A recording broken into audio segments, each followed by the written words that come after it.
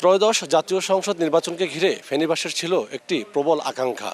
কারণ ফেনীর সংসদীয় আসন 1 থেকে বেগম খালেদা জিয়া এবারও মনোনয়ন জমা দিয়েছিলেন, কিন্তু তার মৃত্যুজনিত কারণে সে আসনটি থেকে বিএনপির মনোনয়ন পেয়েছিলেন ঢাকা দক্ষিণ মহানগরীর যে আহ্বায়ক রয়েছে বিএনপির রফিকুল আলম মজনু, তিনি তাকেও বিমুখ করেননি। এই আসনটি থেকে বেগম খালেদা জিয়াকে পাঁচবার নির্বাচিত করেছিলেন এখানকার জনপদের মানুষ। এই ভোটারও এবছরও তারা বিপুল ভোটে তাকে মনোনীত করেছে রফিকুল আলম মজনুকে, এবং তার কাছে রয়েছে ব্যাপক প্রত্যাশা এবং প্রাপ্তি।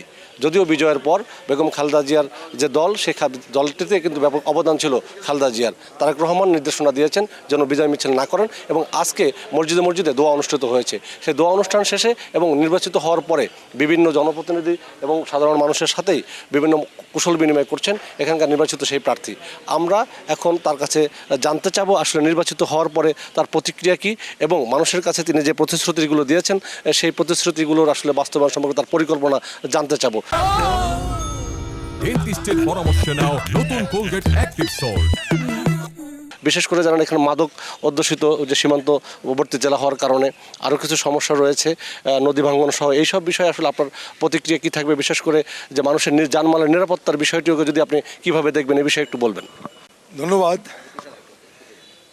গতকাল একটি নির্বাচনের মাধ্যমে এলাকার মানুষ আমাকে নির্বাচিত করেছেন। ওনাদের এলাকার উন্নয়ন সহ সমস্ত যাবতীয় ওনাদের দায়িত্ব মোটামুটি আমার উপর দিয়েছেন। আমি চেষ্টা করবো ইনশাল্লাহ যে কোনো কিছুর বিনিময়ে মানুষের জানমাল সম্পদের নিরাপত্তা হেফাজত করা এবং এলাকার একটি পরিবেশকে শান্তিপূর্ণ করা। আমাকে সবাই ভোট দিয়ে নির্বাচিত করেছে, কে আমাকে দিয়েছে কে আমাকে দেয় নাই এটা এখন আমার কোনো বিবেচনার মধ্যে নেই। আমি বিশ্বাস করি সবাই আমাকে ভোট দিয়েছে। আমি সবার জনপ্রতিনিধি, আমি সবাইকে নিয়ে আগামীতে সুন্দরভাবে কাজ করতে চাই।